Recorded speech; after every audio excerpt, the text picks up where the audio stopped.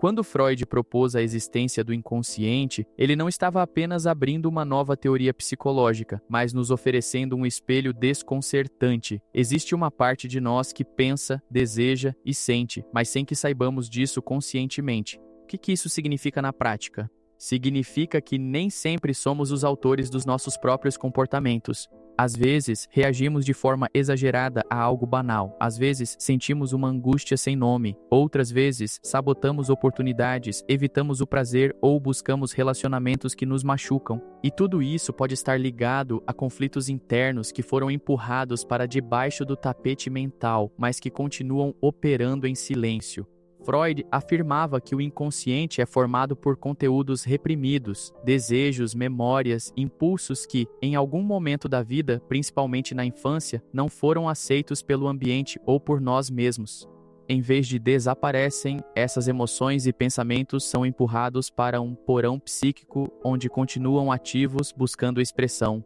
O problema é que, ao não os reconhecermos, eles se manifestam de formas indiretas, sintomas físicos, sonhos estranhos, lapsos de fala, compulsões ou mudanças de humor sem explicação aparente. É como viver com uma usina ligada no fundo da mente, gerando energia sem sabermos exatamente de onde vem ou o que está alimentando. E por que reprimimos? Porque queremos nos proteger da dor, da vergonha, do julgamento. A repressão é uma defesa, mas também um preço, o custo de nos mantermos funcionais às custas da verdade interna. O mais curioso é que quanto mais negamos certos conteúdos, mais poder damos a eles. Eles se tornam fantasmas emocionais que nos assombram nos momentos de fragilidade.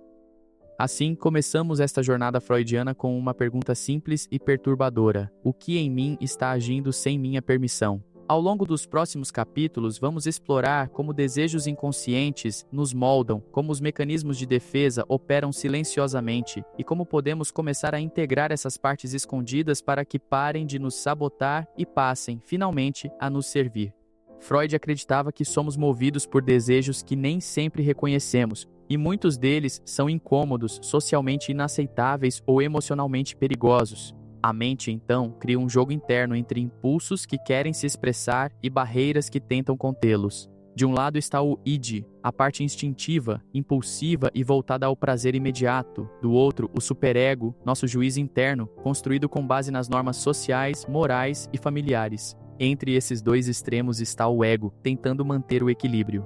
Parece simples, mas a tensão entre essas forças pode gerar verdadeiras guerras internas. Pense, por exemplo, em alguém que sente desejo por liberdade e aventura, mas foi criado num ambiente rígido, onde responsabilidade, sacrifício e ordem são exaltados como virtudes máximas. Esse desejo não desaparece, ele apenas se esconde, camuflado em irritação constante, tédio ou talvez em sonhos onde a pessoa vive fugas ousadas. Quando um desejo entra em choque com a censura imposta pelo superego, o ego sente o impacto. Culpa, vergonha, ansiedade. Esse é o conflito psíquico que Freud descrevia com tanta clareza. E, ao contrário do que gostaríamos, esse conflito não se resolve com lógica ou força de vontade. Ele precisa ser reconhecido, compreendido e, em certa medida, integrado. Muitos comportamentos que julgamos racionais são, na verdade, formas sofisticadas de evitar esse embate interno. Tomamos decisões profissionais, por exemplo, baseadas no que devemos fazer, mas não no que realmente queremos. Entramos em relacionamentos mais por medo da solidão do que por desejo genuíno. Dizemos sim quando queríamos gritar não, e pouco a pouco vamos nos afastando de nós mesmos. Freud apontava que essa repressão não apenas alimenta os sintomas neuróticos, mas também reduz nossa vitalidade. Afinal, o desejo, quando não é acolhido, se transforma em sofrimento. E esse sofrimento pode ser tão silencioso que demoramos anos para perceber que não estamos vivendo, estamos apenas funcionando. Quando você se sente irritado sem saber por quê, ou esgota-se emocionalmente sem nenhuma causa concreta, talvez esteja vivendo esse tipo de conflito psíquico. A mente está gastando energia para manter algo trancado, e isso custa caro. Entender essa dinâmica não é apenas teoria, é um convite à escuta interior. Que desejos você aprendeu a esconder? Que partes de você foram consideradas erradas demais para existirem? No próximo capítulo, vamos entender como a mente tenta resolver esse impasse por meio de mecanismos de defesa, estratégias engenhosas que, embora protetoras, muitas vezes acabam nos afastando ainda mais de quem somos. Quando a tensão entre nossos desejos inconscientes e as exigências da realidade se torna insuportável, a mente entra em ação para nos proteger, mas essa proteção não é sempre clara ou saudável. Freud e, mais tarde, sua filha Anna Freud descreveram os chamados mecanismos de defesa, estratégias automáticas e inconscientes que usamos para evitar o sofrimento psíquico. São como escudos invisíveis que tentam nos manter emocionalmente seguros, mesmo que isso signifique distorcer a realidade. Um dos mais comuns é a repressão, que é basicamente empurrar para o inconsciente aquilo que nos causa dor ou conflito. Acontece com lembranças traumáticas, impulsos inaceitáveis ou sentimentos que nos colocariam em confronto com nossos próprios valores. Mas o reprimido não desaparece. Ele se manifesta em sintomas, em sonhos, em lapsos de linguagem. Outro mecanismo é a projeção, onde atribuímos aos outros aquilo que não conseguimos aceitar em nós mesmos. Por exemplo, alguém que não reconhece sua própria agressividade pode viver acusando os outros de serem hostis. É como se a mente dissesse: isso não é meu, é do outro.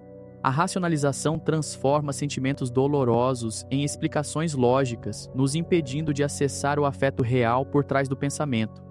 Um término amoroso pode ser justificado por uma suposta incompatibilidade, quando, na verdade, a dor da rejeição é o que está sendo evitada. Já a formação reativa é quando expressamos o oposto do que sentimos. A pessoa que sente inveja pode agir com exagerada gentileza, mascarando o conflito interno. A negação é talvez a mais direta. Fingir que algo não está acontecendo, mesmo quando os sinais são evidentes, muito comum em lutos, vícios ou doenças graves. Esses mecanismos não são defeitos, são tentativas legítimas da psique de nos proteger de colapsos emocionais. Porém, quando se tornam padrão, nos afastam da verdade interna e criam uma identidade distorcida. O problema é que, ao evitar sentir, também evitamos crescer. Freud dizia que os sintomas neuróticos são o preço que pagamos por não entrarmos em contato com nossos conflitos. Eles não são aleatórios. São mensagens codificadas do inconsciente, sinalizando que algo precisa ser olhado, compreendido, integrado. Reconhecer nossos mecanismos de defesa não é um convite ao julgamento, mas à auto-observação compassiva. Pergunte-se: o que estou tentando evitar sentir? Em que momento estou racionalizando uma dor? E o que poderia acontecer se eu simplesmente admitisse o que realmente se passa dentro de mim? No próximo capítulo, vamos explorar como essas defesas moldam nosso comportamento no dia a dia, inclusive nas pequenas atitudes, escolhas e até nos silêncios. É fácil pensar que os grandes conflitos internos só se revelam em momentos extremos, crises existenciais, colapsos emocionais, traumas evidentes, mas a verdade é que nossas defesas psíquicas e desejos inconscientes se manifestam sobretudo nas pequenas coisas, em como escolhemos uma roupa, em como reagimos a uma crítica, em como tratamos quem nos serve um café ou nos contradiz numa conversa. O inconsciente não atua apenas nos bastidores dramáticos da vida. Ele se expressa no cotidiano, silenciosamente. Quando evitamos uma conversa difícil, rimos de algo sério, sentimos antipatia sem motivo por alguém ou procrastinamos tarefas importantes, estamos lidando com camadas subterrâneas da mente que tentam nos proteger daquilo que não conseguimos enfrentar diretamente. Pense, por exemplo, em alguém que sempre busca agradar a todos. À primeira vista, parece generosidade, mas, em muitos casos, há um medo profundo de rejeição, um desejo inconsciente de ser aceito a qualquer custo. Esse padrão pode ter raízes na infância, quando o amor era condicional e a criança aprendeu que precisava ser boazinha para merecer afeto.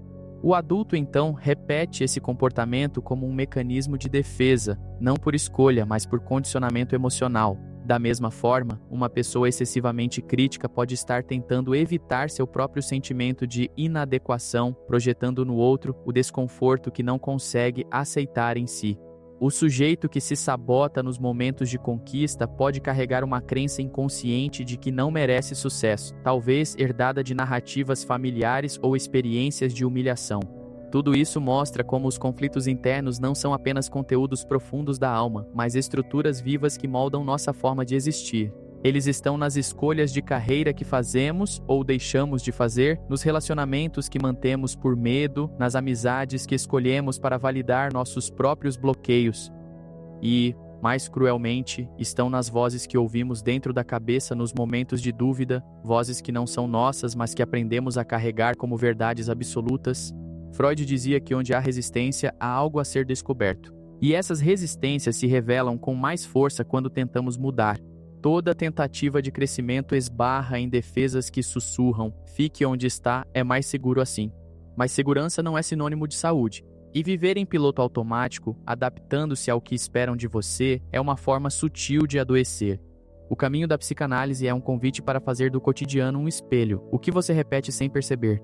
Que padrões se revelam nas suas reações mais automáticas?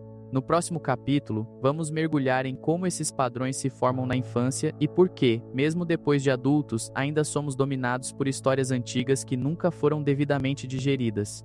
Para Freud, a infância não é apenas uma fase da vida, é o alicerce sobre o qual toda a nossa estrutura psíquica é construída. É nesse período, ainda sem linguagem ou consciência plena, que começamos a registrar as primeiras experiências de prazer, frustração, abandono, acolhimento e conflito. Cada gesto, cada silêncio, cada olhar dos cuidadores vai sendo absorvido pelo psiquismo em formação como uma espécie de roteiro emocional, só que esse roteiro não é sempre claro e menos ainda lógico. A criança não entende que os pais estão estressados com o trabalho, ela sente que o amor deles oscila, e isso pode se traduzir como "eu não sou bom o suficiente". Não entende que os adultos têm limites emocionais, ela interpreta a ausência de afeto como um defeito próprio. São essas interpretações profundamente inconscientes que criam os núcleos de conflito interno.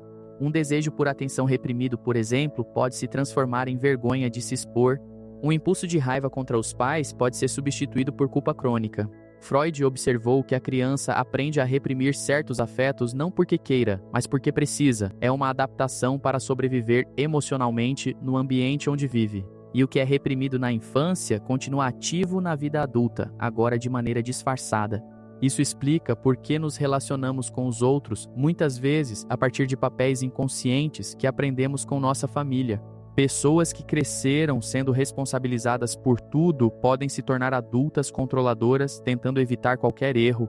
Quem aprendeu a se calar para evitar conflito pode se tornar alguém que aceita tudo, mesmo que esteja em sofrimento. A mente, nesse sentido, é engenhosa. Ela transforma feridas em padrões. E esses padrões se tornam parte da nossa identidade, mesmo que não expressem quem realmente somos. O mais intrigante é que esses conflitos se repetem. Escolhemos parceiros que lembram os cuidadores, recriamos situações emocionais semelhantes àquelas da infância, como se estivéssemos tentando, inconscientemente, resolver o que ficou pendente. A criança ferida dentro de nós continua tentando ser ouvida, mas como não tem voz própria, ela se expressa por meio dos sintomas, dos sonhos, dos lapsos de comportamento. Freud chamava isso de retorno do recalcado. Aquilo que foi reprimido retorna, mas nunca da forma original. Retorna como ansiedade, compulsão, sabotagem. A cura nesse sentido não é apagar o passado, mas dar nome ao que ficou sem nome. No próximo capítulo, vamos falar sobre o papel da linguagem, da fala e da escuta no processo de acessar esses conteúdos inconscientes e começar a transformá-los, porque o que não é dito se repete. Freud dizia que a fala tem poder terapêutico não apenas por transmitir ideias, mas porque, ao nomear algo, tornamos consciente o que antes era inconsciente. A simples verbalização de um conflito, um desejo ou uma lembrança pode produzir um deslocamento interno profundo. Por isso, a psicanálise é essencialmente uma prática da escuta e da fala. Não se trata de dar conselhos ou buscar soluções imediatas, mas de permitir que o sujeito acesse sua própria narrativa oculta, desmontando pouco a pouco os automatismos emocionais que o aprisionam. Quando não falamos sobre algo, esse algo tende a se repetir, não por escolha racional, mas porque continua vivo em algum lugar da psique. A pessoa que nunca pôde expressar tristeza pode viver repetindo perdas simbólicas. Quem nunca pode reconhecer seu desejo de autonomia pode se ver presa em relações sufocantes. E isso acontece porque o inconsciente insiste, ele quer ser ouvido mesmo que seja por vias tortuosas. Um dos aspectos mais bonitos e também desafiadores da psicanálise é que ela nos convida a dar voz àquilo que normalmente silenciamos. E isso nem sempre acontece em frases diretas, às vezes está nos lapsos, nas metáforas, nos sonhos, nas hesitações. A linguagem do inconsciente é ambígua, simbólica, e a escuta analítica é treinada para captar essas entrelinhas. Por isso, muitas vezes, um insight não vem quando falamos diretamente de um problema, mas quando nos permitimos devagar, associar livremente, dizer algo sem sentido, e ali, no meio da confusão aparente, surge uma verdade inesperada. Na vida cotidiana, porém, somos treinados a esconder o que sentimos. Usamos frases prontas, respostas automáticas, evitamos silêncios e desconfortos, E assim vamos acumulando o não dito. Freud mostrou que é nesse acúmulo que os sintomas se constroem. Quando o corpo adoece, quando a ansiedade paralisa, quando o tédio se torna crônico, muitas vezes o que está acontecendo é uma tentativa do inconsciente de falar, já que a fala consciente falhou. Por isso, criar espaços de escuta é um ato de coragem e também de autocuidado. Não se trata apenas de terapia formal, mas da disposição em se ouvir com honestidade, em escrever um diário, em conversar com alguém que sabe escutar sem julgar. Porque quando nomeamos um medo, ele já não nos domina tanto. Quando reconhecemos um desejo, ele já não precisa se esconder atrás de máscaras. E quando acessamos o que estava reprimido, criamos a possibilidade de mudar. No próximo capítulo, vamos explorar como os sonhos, segundo Freud, funcionam como a linguagem mais pura do inconsciente e como eles revelam, mesmo que de forma enigmática, os conflitos que não conseguimos enxergar acordados. Para Freud, os sonhos não são bobagens ou meras imagens desconexas, eles são a via régia para o inconsciente. Isso significa que os sonhos são uma das formas mais diretas pelas quais os desejos reprimidos e os conflitos internos se manifestam. Mas essa manifestação não é literal. O inconsciente fala uma linguagem simbólica, cheia de metáforas, deslocamentos e censuras. É por isso que os sonhos frequentemente parecem confusos ou absurdos, porque o desejo que está sendo expressado foi disfarçado para passar pela censura interna do superego. Imagine, por exemplo, alguém que sonha que está sendo perseguido. Pode parecer apenas medo, mas, numa análise mais profunda, esse perseguidor pode representar um aspecto reprimido de si mesmo, um desejo, uma emoção ou até uma lembrança que a mente consciente não aceita. Freud observou que nos sonhos, os desejos não morrem, apenas se disfarçam. Um sonho com um trem que parte sem você pode não ser só sobre transporte, pode simbolizar uma oportunidade perdida, uma sensação de impotência ou uma culpa por não agir. E é justamente aí que entra a interpretação, não como decifração de códigos fixos, mas como escuta das associações que aquele sonho desperta em quem sonha. Cada elemento do sonho tem um sentido particular e só o sonhador pode acessá-lo com a ajuda de uma escuta atenta. O conteúdo manifesto do sonho, que é aquilo que a gente lembra, é sempre uma versão editada do conteúdo latente, que é o verdadeiro material inconsciente. Para que o desejo consiga se expressar sem causar choque, ele passa por mecanismos como o deslocamento, substituir um elemento central por outro menos ameaçador, ou a condensação, juntar várias ideias em uma única imagem. Por isso, um simples objeto em sonho pode representar várias coisas ao mesmo tempo. Freud não via os sonhos como previsões ou mensagens místicas, mas como produções psíquicas que revelam verdades íntimas de forma simbólica. E mesmo que a gente não entenda completamente um sonho, o ato de refletir sobre ele já provoca movimento interno. Às vezes um sonho incomoda não porque é absurdo, mas porque toca algo que estamos tentando evitar acordados. E mesmo os sonhos mais banais, como perder um dente ou andar nu em público, podem estar carregados de significados emocionais profundos. O importante é se perguntar: o que isso me faz sentir? Que memórias vêm à tona? Que partes de mim estão falando nesse símbolo? No próximo capítulo, vamos falar sobre como esses conflitos inconscientes afetam nossos relacionamentos e por que tantas vezes escolhemos, sem perceber, repetir histórias emocionais antigas com novas pessoas, como se estivéssemos tentando resolver algo que nunca teve fim. Freud observou que somos estranhamente propensos a repetir padrões emocionais, mesmo quando esses padrões nos causam dor. Ele chamou esse fenômeno de compulsão à repetição, uma tendência inconsciente de reviver, sob novas formas, experiências antigas e não resolvidas. Isso fica particularmente evidente nos relacionamentos afetivos, onde frequentemente escolhemos parceiros que, de alguma maneira, nos colocam em cena com nossas dores mais primitivas. É como se procurássemos, sem saber, uma forma de resolver aquilo que ficou inacabado no passado. Quem cresceu tentando conquistar a atenção de um pai ausente pode, por exemplo, se envolver com pessoas emocionalmente indisponíveis, acreditando que, dessa vez, vai ser diferente. Quem foi constantemente criticado pode buscar, sem perceber, parceiros que reforçam a sensação de inadequação. E o mais curioso, mesmo quando encontramos alguém diferente, podemos acabar provocando situações que nos levem ao mesmo tipo de dor, porque o roteiro emocional está internalizado. A repetição nesse caso não é um erro, é uma tentativa de cura. A psique cria essas reencenações como se dissesse: Se eu conseguir fazer diferente agora, talvez eu possa finalmente sair desse lugar. Mas quase sempre, sem consciência do processo, caímos no mesmo desfecho. Freud dizia que o inconsciente é atemporal. Ele não sabe que a cena terminou.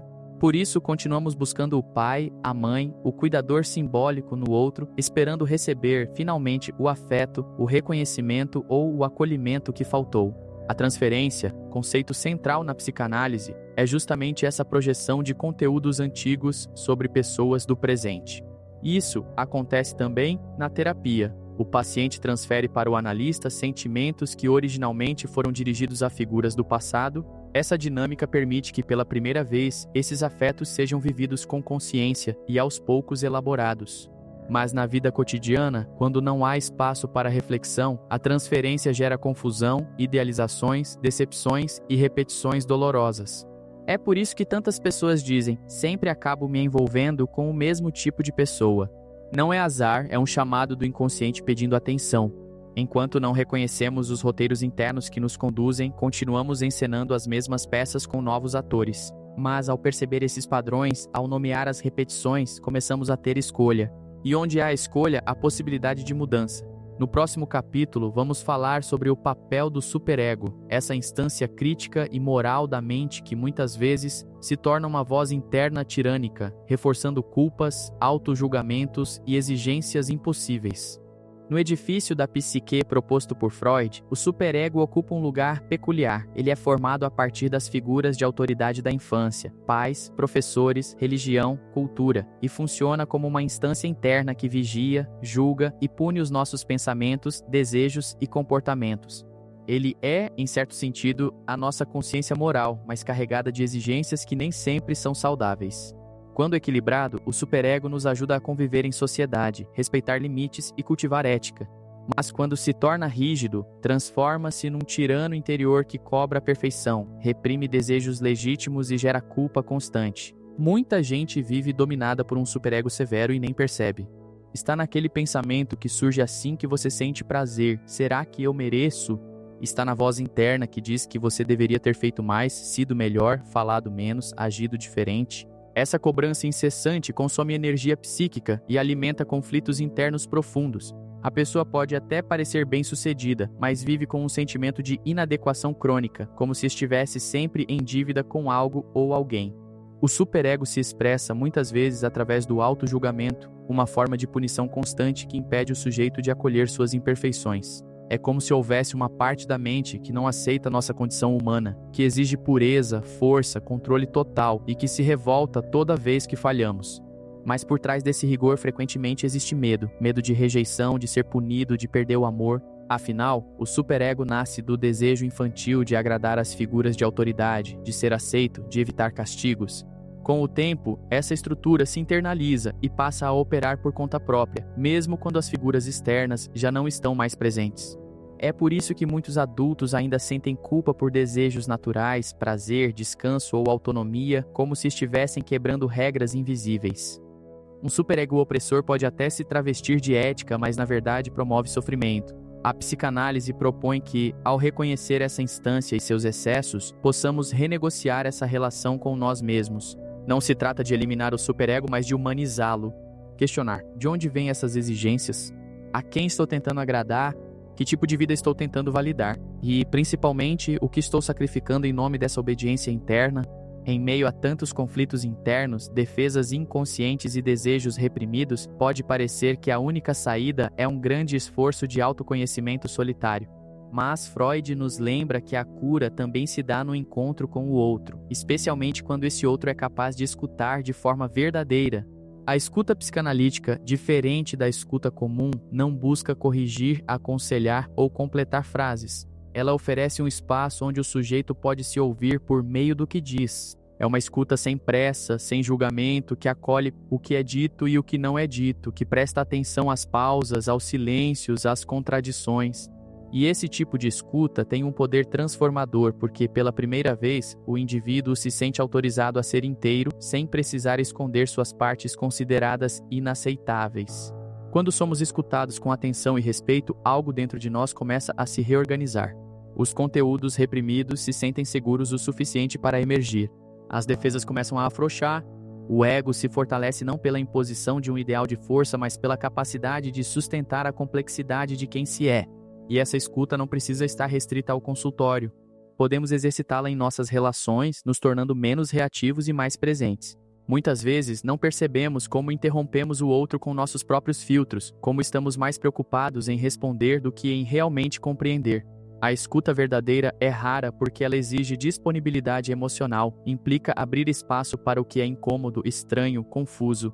Mas é justamente aí que mora a possibilidade de vínculo autêntico. Há pessoas que passam a vida desejando ser vistas, sem perceber que vivem cercadas de olhares rápidos e julgamentos prontos. Ser visto de verdade é quando alguém nos enxerga além das máscaras, além das palavras, além do personagem que aprendemos a interpretar. E quando isso acontece, quando somos escutados de um lugar de presença, algo se pacifica internamente.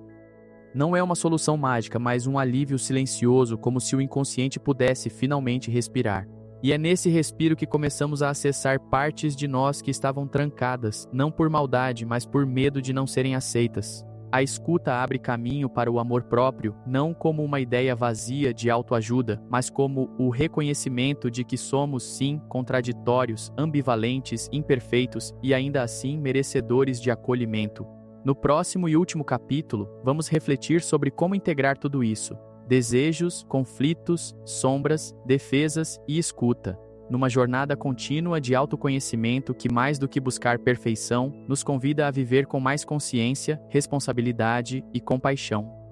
Depois de mergulharmos nos desejos inconscientes, nas repressões, nos mecanismos de defesa, nos padrões repetitivos e nas vozes internas que nos sabotam, resta uma pergunta essencial: o que fazemos com tudo isso? A proposta freudiana não é eliminar os conflitos, isso seria negar a própria natureza da psique, mas sim integrá-los. Viver com consciência não significa estar livre das contradições, mas saber que elas existem e escolher não ser governado por elas no escuro.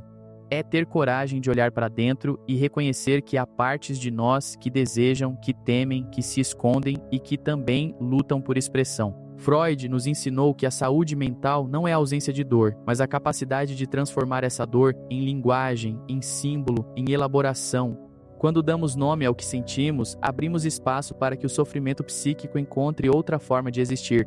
Deixamos de ser prisioneiros do sintoma e passamos a ser autores do nosso próprio enredo. Essa jornada exige tempo, paciência e principalmente humildade. Porque autoconhecimento não é sobre se tornar invulnerável, e sim sobre aceitar a própria humanidade.